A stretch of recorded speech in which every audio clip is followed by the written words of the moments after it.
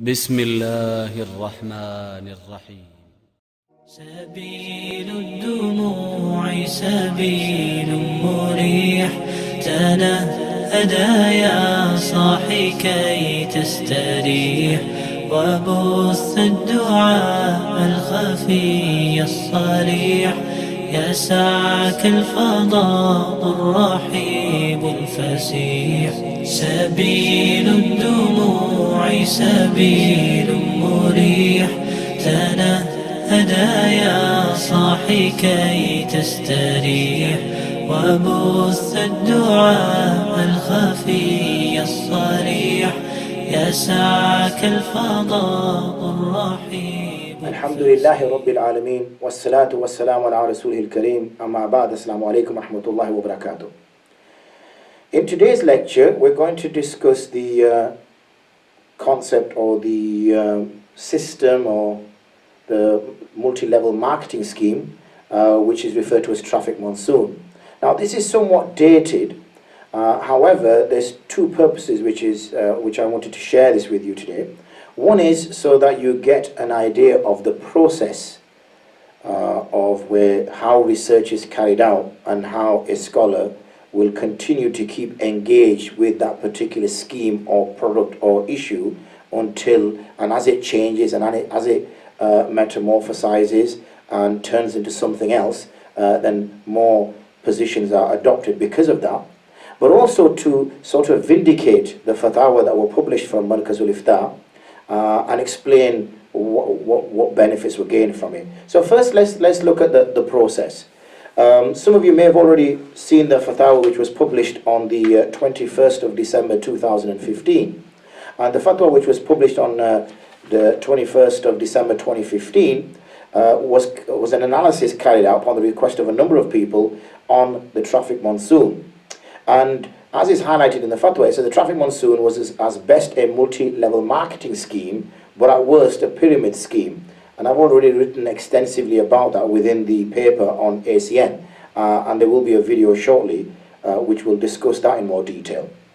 And there was a number of concerns which were raised within that work, within that paper for the ACN scheme, which made it impermissible for Muslims to engage with.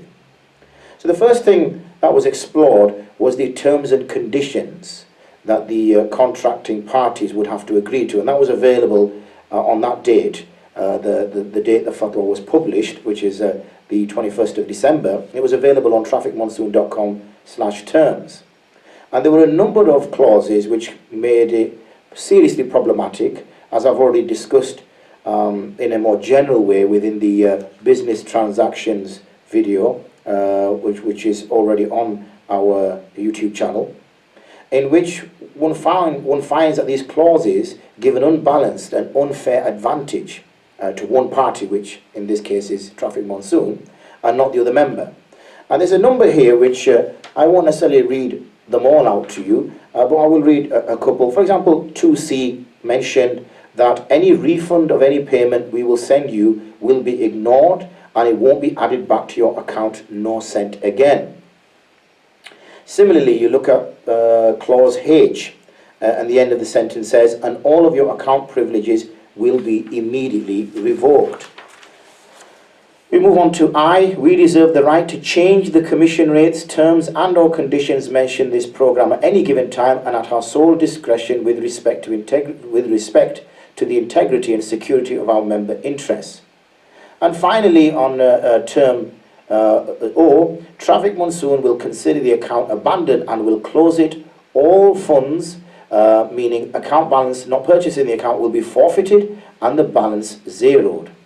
These clauses quite clearly give an unfair advantage, an unbalanced advantage to the organization TrafficMonsoon. And these are what the Sharia considers to be ash-shurut al-fasida.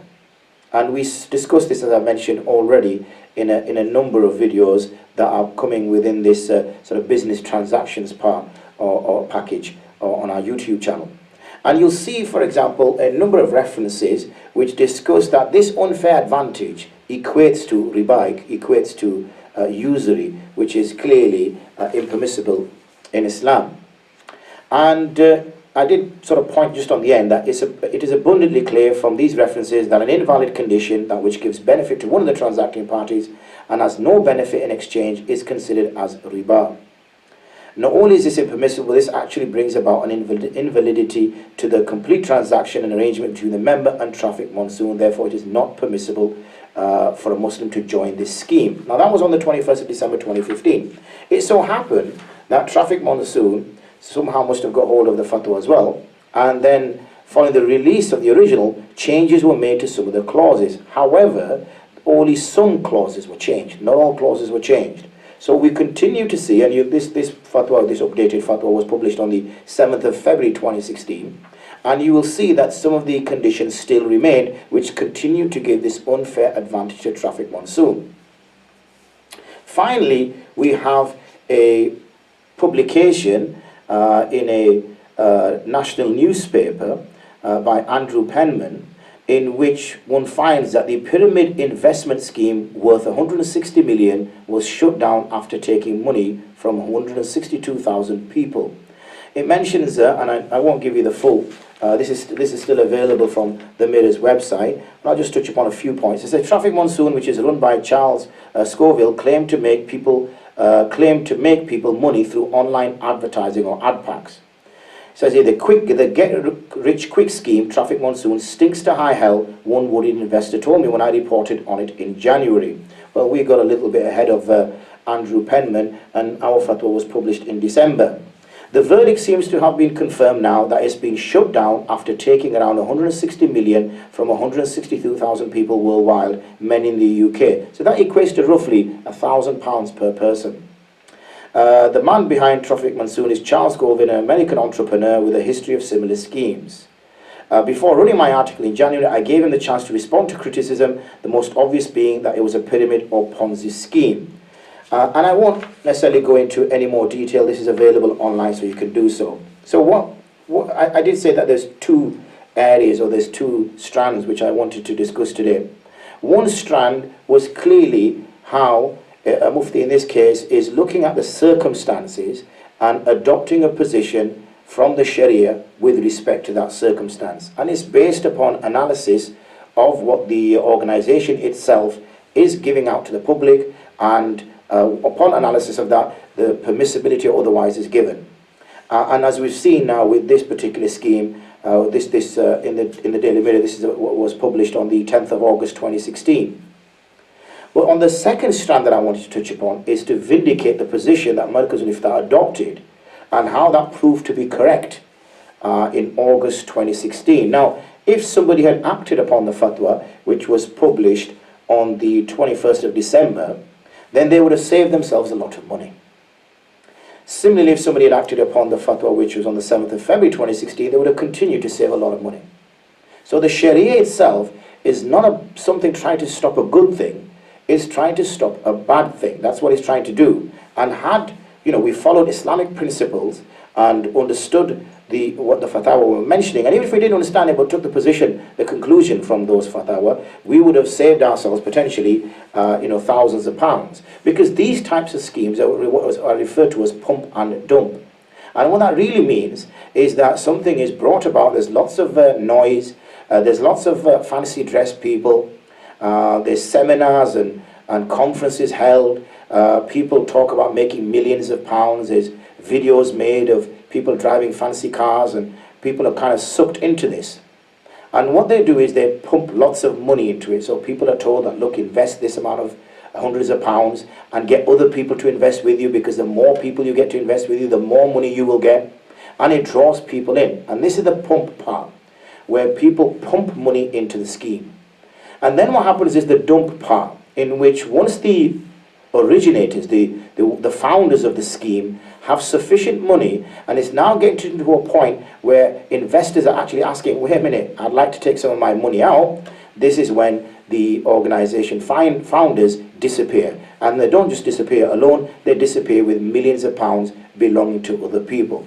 So you can see how the Sharia is working, and you can see how the Sharia is preventing that from happening. But also you can see that the work that we did in Markaz al-Ifta was clearly trying to stop people falling into this particular bracket. Now, there may be other research that is carried out on other schemes For instance, the one coin scheme, in which we've already given a position on in a previous video.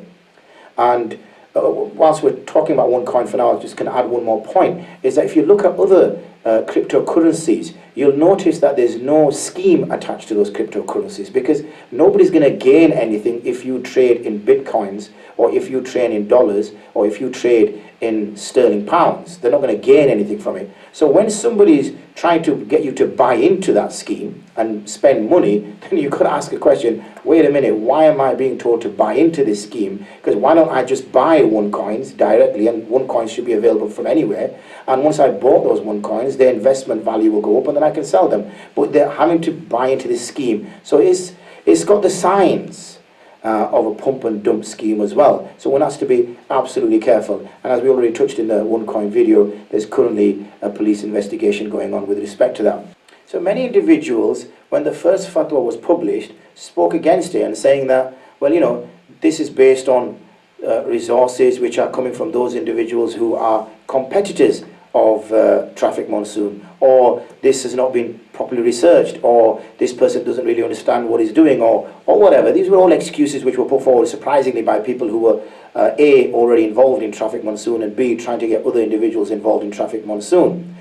Then secondly, when the second fatwa came out, then they sort of played tactics of causing confusion amongst people, saying, well, hold on a second here, this Mufti publishes one fatwa once and then another fatwa another time. In this case, obviously, they were both adopting the same position, but we saw in the one coin how that changed. But if we did follow this through, we could see how that conclusion came through, of the fact that this organization, or these individuals behind this organization, walked away with £160 million belonging to 162,000 people. And that's very serious. So I hope I've managed to get across my two objectives today. One objective was to see the full lifespan of a scheme, from the point of the original fatwa to the actual sort of conclusion, based on an investigation in terms of the legitimacy of the TrafficMonsoon scheme. And also, you've had the opportunity to see how the Sharia prevents us from falling into this trap. Because Allah subhanahu wa ta'ala knows that whenever these types of clauses and conditions are in a transaction, then this is leading down one particular path, which is that a certain group of individuals, usually the powerful, usually the ones who are offering all these massive earnings, are taking advantage and exploiting, using individuals' greed in order to get them to invest and then take their money away. So I hope that I've met those two objectives. وآخر دعوانا أن الحمد لله رب العالمين. السلام عليكم ورحمة الله وبركاته.